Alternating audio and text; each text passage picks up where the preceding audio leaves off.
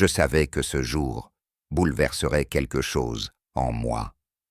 Quand la porte s'est ouverte et que j'ai entendu son pas dans l'entrée, j'ai compris avant même de lever les yeux.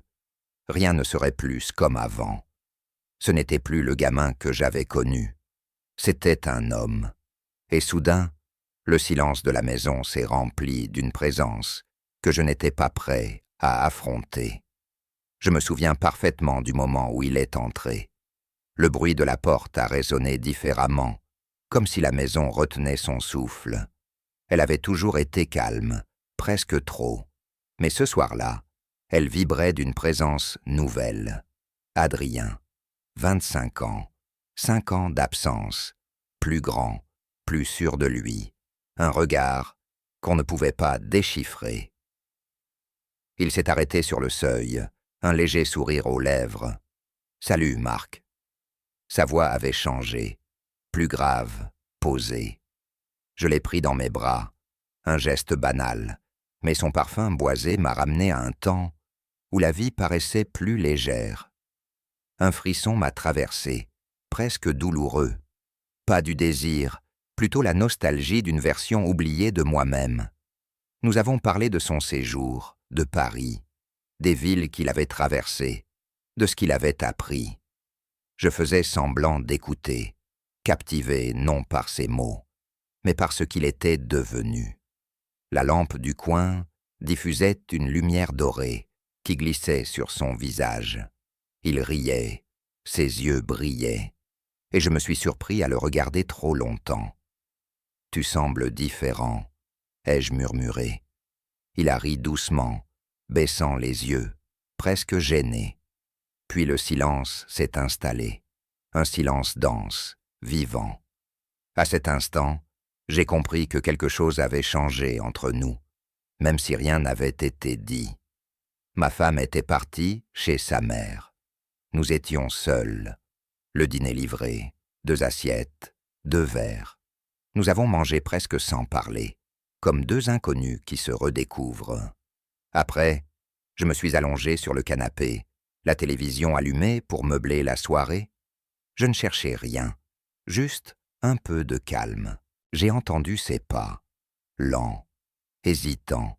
« Je peux m'asseoir ?» a-t-il demandé. Je n'ai pas eu le temps de répondre qu'il s'est allongé à côté de moi. Son épaule a effleuré la mienne. Ce contact anodin a mis tout mon corps en alerte. Mon cœur battait trop fort, et la chaleur de sa peau me troublait. Nous regardions l'écran, mais nos pensées dérivaient ailleurs. Son souffle régulier frôlait mon cou. L'air entre nous était chargé, presque électrique. Quand il a tourné la tête, nos visages se sont retrouvés à quelques centimètres. « Tu aimes le film ?» a-t-il demandé. « Oui. » Ma voix tremblait légèrement. Nos regards se sont croisés, et tout s'est figé. Le monde autour de nous s'est éteint. Puis, sans prévenir, il m'a embrassé. Un baiser court, brûlant, insensé. Je suis resté immobile, incapable de respirer. Il s'est reculé aussitôt, les yeux écarquillés. Je suis désolé. Je ne sais pas ce qui m'a pris. Mon esprit refusait d'admettre ce qui venait de se passer. Je sentais encore la chaleur de ses lèvres, le goût du risque sur ma peau. « Ce n'est pas bien, Adrien. » Il a hoché la tête, honteux. « Je sais. Pardon. » Nous sommes restés côte à côte, prisonniers du silence, la lumière de la télévision dessinant des ombres sur nos visages. Rien d'autre n'a été dit. Pourtant, tout avait changé. Je me suis endormi sans m'en rendre compte. Quand j'ai ouvert les yeux, le matin filtrait à travers les rideaux. Ma femme se tenait là, figée, nous regardant. Mon bras reposait encore sur Adrien. « Bonjour », a-t-elle dit, d'une voix calme mais tendue. Mon sang s'est glacé. On s'est assoupi devant le film. Ai-je tenté? Elle a simplement hoché la tête et s'est éloignée vers la cuisine. Le reste de la journée s'est déroulé dans un silence artificiel. Personne ne faisait de commentaires, mais chaque regard pesait. Adrien évitait mes yeux. Pourtant, à chaque passage dans le couloir, je sentais sa présence comme une brûlure. Le soir, nos doigts se sont frôlés, et ce simple contact a rallumé tout ce que j'essayais d'éteindre. Je savais que c'était dangereux, que la frontière était franchie. Mais il y avait dans ses gestes, dans son regard, une tendresse désarmante. Et malgré moi, j'y répondais. Ce n'était plus de la curiosité, ni de la nostalgie. C'était un manque, un appel silencieux. Cette nuit-là, allongé seul, j'ai compris que je ne pourrais plus revenir en arrière. La maison me semblait étrangère, chaque pièce témoin d'un secret qu'elle n'aurait jamais dû garder. Et moi, j'attendais déjà le moment où nos chemins se croiseraient à nouveau. Le désir s'était glissé dans ma vie sans bruit, mais il ne partirait plus. Le bruit de l'eau qui gouttait dans l'évier se mêlait à mes battements de cœur. Chaque pas d'Adrien dans le couloir resserrait l'air. J'ai cru pouvoir reculer à temps. Puis il a murmuré mon prénom, et j'ai su que l'abîme avait déjà commencé. Je n'ai pas dormi. La maison avait une mémoire nouvelle. Chaque poignée, chaque marche grinçante me ramenait à nos silences. Le matin, j'ai faim la routine, mais je n'ai rien fait d'autre que revivre l'instant suspendu du canapé, quand sa chaleur m'a effleuré et que ma respiration s'est déréglée. Ma femme a parlé du marché, du dîner de samedi, et j'ai répondu par des phrases polies. Adrien a souri à la bonne place, a servi le café, s'est éclipsé trop vite. Nos gestes avaient l'élégance craintive de ceux qui savent. Le soir, je rangeais la cuisine quand il est entré. Il a posé un verre à côté du mien, comme si c'était un mot qu'il n'osait pas prononcer. Sa main a frôlé la mienne. Une vibration nette a traversé mon bras. Marc, ce prénom, dit ainsi, a déplacé les murs. J'ai reculé d'un pas à peine. On ne peut pas. Il a hoché la tête sans bouger, mais ses yeux ont gardé cette lueur de veille, cette attente basse qui brûle sans bruit. Nous nous sommes tus, et le silence a gardé toutes les phrases interdites. Les jours suivants, nous avons cousu une innocence fragile. Courses, tâches, anecdotes. Pourtant, chaque traversée du couloir devenait un pont étroit, une épaule effleurée, un souffle trop près, une attention qui s'attardait. Le soir, j'ai remis un film, refuge de surface. Adrien s'est assis loin, puis un peu moins loin, puis là où nos genoux se sont touchés. J'ai tourné la tête. Il me regardait sans défi, mais sans fuite.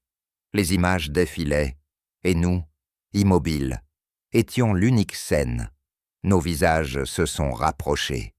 Il s'est arrêté avant la limite, un souffle seulement entre nous. Mon pouls cognait dans mes tempes, nos lèvres n'ont presque rien fait, elles ont tremblé, retenues par la conscience de tout perdre. Il s'est retiré d'1 millimètre. Pardon. Rien n'a répondu. L'excuse a flotté, inutile et vraie. Nous sommes restés l'un contre l'autre sans nous toucher, prisonniers de la même seconde. Le lendemain, le regard de ma femme s'est posé sur moi, avec une douceur inquiète. « Tu es pâle. » J'ai dit que ce n'était rien. Ce n'était pas vrai. Je portais la fatigue d'un mensonge qui ne s'était pas encore dit. Adrien a quitté la table, prétextant un appel. Je l'ai entendu dans le couloir, sa voix basse, des mots sans objet, juste un abri. Le soir, il est venu jusqu'à mon bureau. Il n'a pas franchi la porte, s'est appuyé au chambranle comme on s'accroche à une rive. Je n'arrive pas à faire comme si. J'ai ôté mes lunettes pour gagner du temps. On ne peut pas continuer. Son sourire s'est fané. Alors dis-le, vraiment. Dis que tu ne veux pas. Les mots se sont coincés. Mon corps répondait déjà à sa présence, plus honnête que ma bouche. Il a fait un pas. J'ai senti son souffle dans ma nuque, un frisson clair, la chaleur précise d'une promesse impossible. « S'il te plaît », a-t-il chuchoté. Je me suis détourné pour survivre. Il est parti sans bruit. Cette nuit-là, j'ai compris que le danger n'était pas notre proximité, mais l'idée que je me faisais encore de moi. Ce que j'appelais prudence ressemblait plutôt à une lente disparition. Au matin, j'ai regardé mes mains. Elles tremblaient. J'ai pris une décision confuse et nette à la fois. Mettre de la distance, fût-ce un mensonge de plus. Mais quand il a croisé mon regard dans l'escalier, une paix étrange m'a traversé. Je n'étais plus seul, au bord. La maison a continué de vivre, mais nous, non. Nous avions quitté le territoire du hasard. J'ai su que la prochaine fois ne serait plus une erreur, mais un choix. Une frontière ne tient pas longtemps quand deux cœurs s'y appuient. Je croyais que la distance suffirait, mais chaque silence de la maison appelait son nom. Chaque matin, j'entendais ses pas avant même de les reconnaître. Et quand il a murmuré « Ne me laisse pas », j'ai compris que le danger n'était plus à l'extérieur, mais déjà ancré dans ma peau. Les jours suivants ont eu le goût des décisions qu'on n'assume pas. Ma femme parlait, je répondais, sans vraiment l'écouter. Adrien évitait les longues conversations. Pourtant, ses gestes, eux, ne savaient pas mentir. Une main sur mon épaule quand je me penchais, un regard qui s'attardait au-delà du convenable. J'essayais d'y échapper, de me réfugier dans la routine, mais chaque geste du quotidien devenait un rappel. La simple odeur de café le matin réveillait en moi cette tension brûlante et muette. Un soir, la pluie s'est mise à tomber, fine, persistante. J'étais dans le bureau quand il a frappé. « Je peux » a-t-il demandé. J'ai voulu dire non, mais ma voix n'a pas suivi. Il a refermé la porte derrière lui. L'air a changé aussitôt, plus lourd, plus dense. Il s'est approché, sans hâte, sans menace. « Je n'arrive plus à faire semblant », a-t-il murmuré. « Moi non plus », ai-je avoué sans réfléchir. Ces mots m'ont échappé comme un aveu d'enfant. Il s'est arrêté tout près. Je pouvais sentir la chaleur de sa respiration. Sa main a effleuré ma manche, un contact presque inexistant, mais suffisant pour ébranler ce que je croyais solide. J'ai levé les yeux vers lui. Ses lèvres tremblaient légèrement. Un instant suspendu, sans bruit. J'ai reculé. Il n'a pas bougé. « On ne doit pas », ai-je murmuré. « Alors dis-le. Dis que tu ne ressens rien. » Je n'ai rien dit. Et ce silence-là a tout avoué à ma place. À partir de ce soir, plus rien n'a eu la même saveur. Je pensais à lui dans les supermarchés, en conduisant, même en présence de ma femme. Sa voix s'invitait dans mon esprit, douce et insistante. La culpabilité me rongeait, mais elle ne suffisait plus à me freiner. Je me suis surpris à attendre les moments où nous serions seuls, à calculer nos croisements dans la maison. Parfois, nos regards se touchaient par accident, et le monde autour disparaissait. Un après-midi, j'ai prétexté un dossier à rendre et je suis sorti. Je n'avais aucun rendez-vous, juste ce besoin fou de marcher, de respirer ailleurs. En traversant le pont de la Guillotière, je l'ai vu. Adrien marchait dans l'autre sens. Il m'a reconnu avant moi. Il s'est arrêté, trempé par la pluie. « Tu fuis ?»« J'essaye », ai-je répondu. Il a souri sans ironie. « Et moi, j'attends que tu t'arrêtes. » Nous avons marché ensemble, sans parapluie. L'eau collait nos manches. À un moment, nos mains se sont effleurées. J'ai senti une chaleur sous la peau, une pulsation nouvelle. Il s'est tourné vers moi. « Tu penses encore que c'est un hasard ?» Je n'ai pas su quoi répondre. Le fleuve derrière nous bruissait comme un souffle trop fort. Il a approché son front du mien. Nos lèvres se sont frôlées. Ce n'était pas un baiser, plutôt une promesse suspendue. Le soir, je suis rentré trempé. Ma femme m'a demandé si tout allait bien. J'ai menti, encore. Cette fois, j'ai vu dans ses yeux qu'elle n'y croyait plus. Elle a voulu parler, mais je me suis réfugié dans le silence. La nuit, je n'ai pas dormi. J'entendais le vent dehors et mon propre cœur cognait. J'ai compris que je ne pouvais plus continuer à vivre entre deux vérités. Le lendemain, j'ai dit à ma femme que j'avais besoin de recul. Elle n'a pas crié. Elle a seulement fermé les yeux et hoché la tête. « Fais ce que tu dois », a-t-elle soufflé. J'ai quitté la maison avec une valise et un vertige. J'ai loué un petit appartement à Lyon, au 3e étage, sans ascenseur, une pièce claire et vide. Adrien m'a envoyé un message. « Dis-moi si je peux venir ». J'ai hésité longtemps, puis j'ai répondu « Demain ».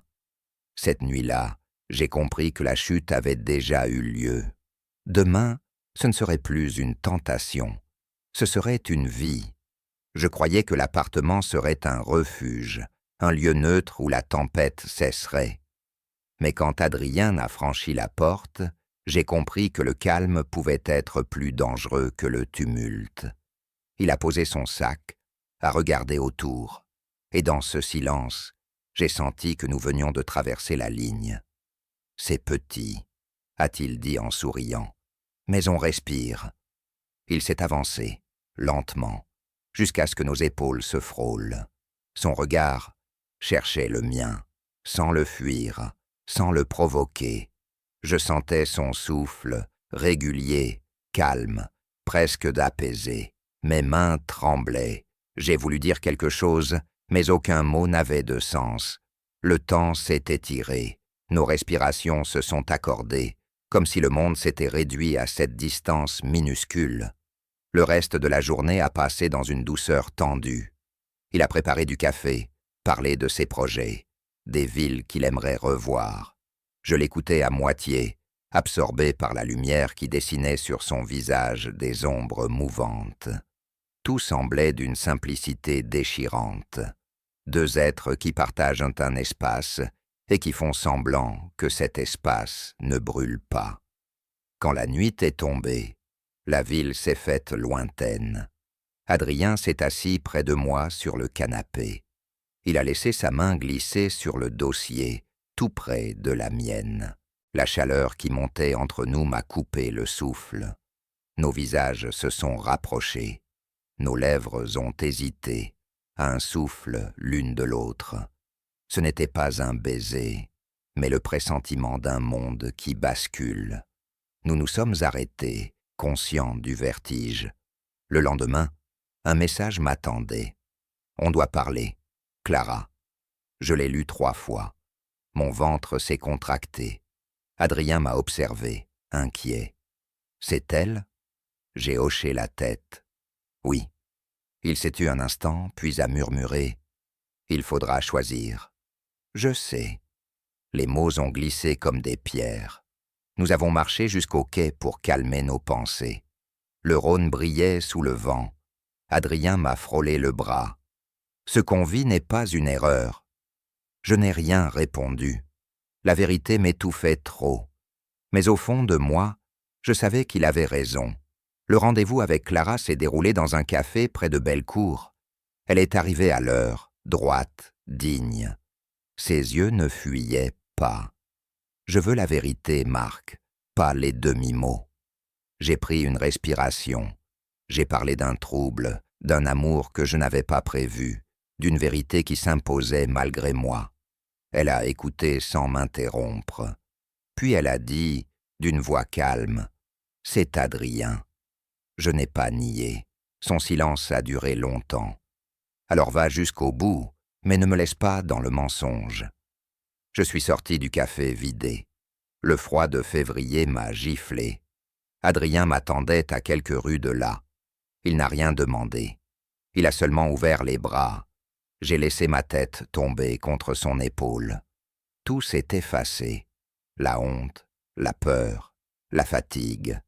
Il n'y avait plus que sa chaleur et le battement régulier de son cœur. Les jours suivants ont eu le goût d'un répit fragile.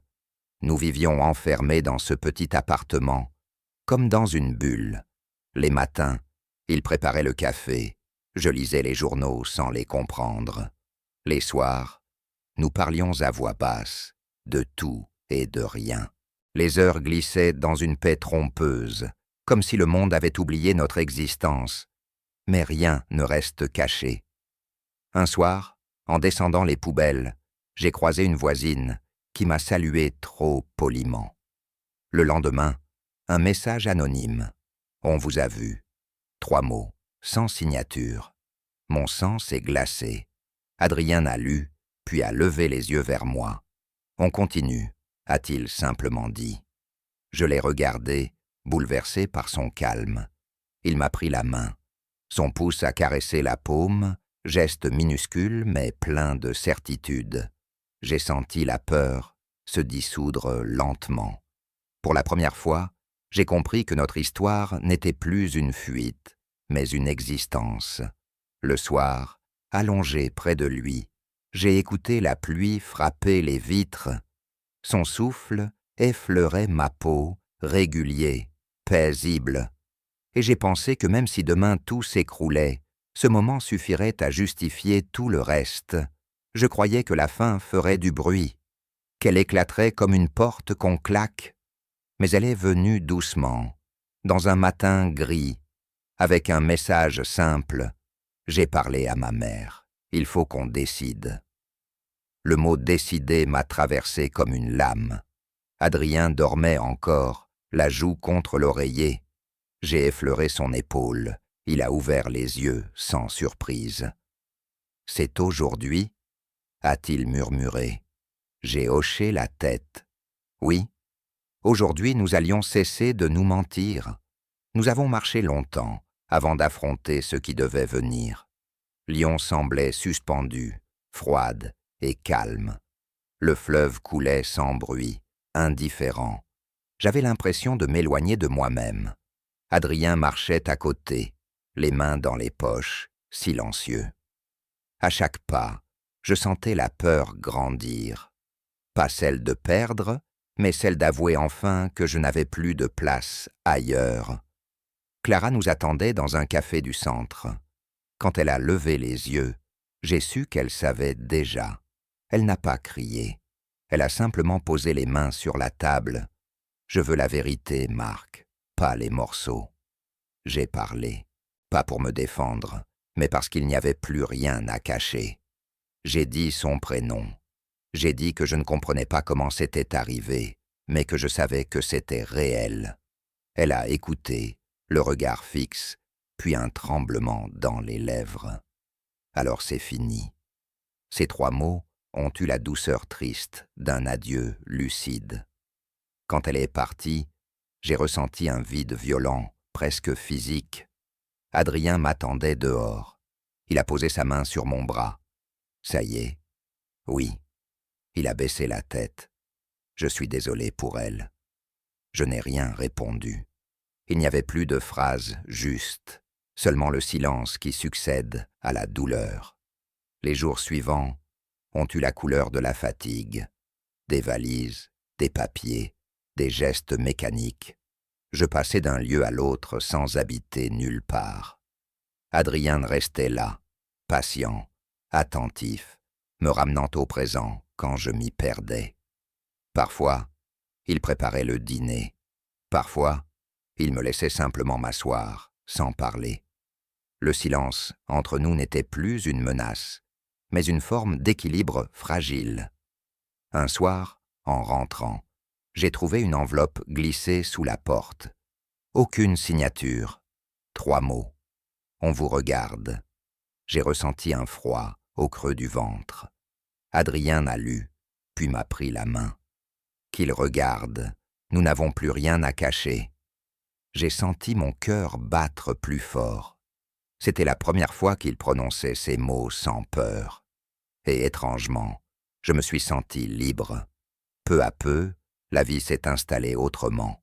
Nous faisions les courses ensemble, choisissions le vin, rions devant les marchands. Les regards ne me blessaient plus.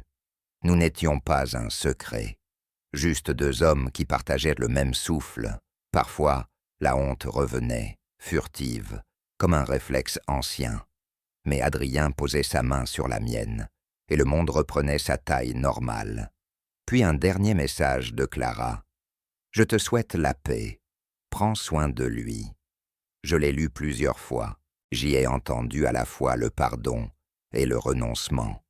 J'ai répondu « Merci pour ta dignité. » C'était la fin de ce que j'avais été et le début de ce que je devenais. Ce soir-là, un orage s'est levé sur Lyon. Nous avons laissé la fenêtre ouverte. L'air sentait la terre et la pluie chaude. Adrien s'est assis près de moi. Nos genoux se sont frôlés. Le tonnerre a grondé au loin. Nous n'avons pas parlé. Ses doigts ont cherché les miens, les ont serrés doucement.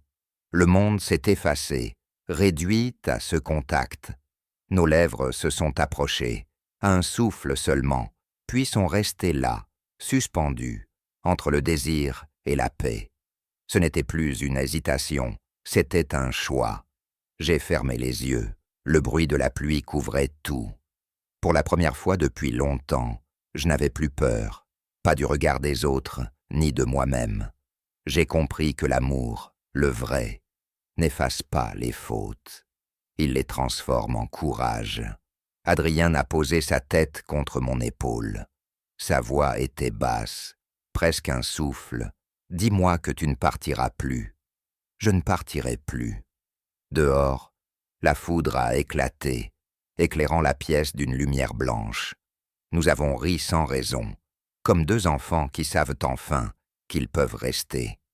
La pluie tombait encore, mais elle n'avait plus rien de menaçant. Elle lavait simplement tout ce qu'il restait du passé. Et dans ce calme retrouvé, j'ai su que ce n'était pas une fin. C'était le premier matin d'une vie sans mensonge.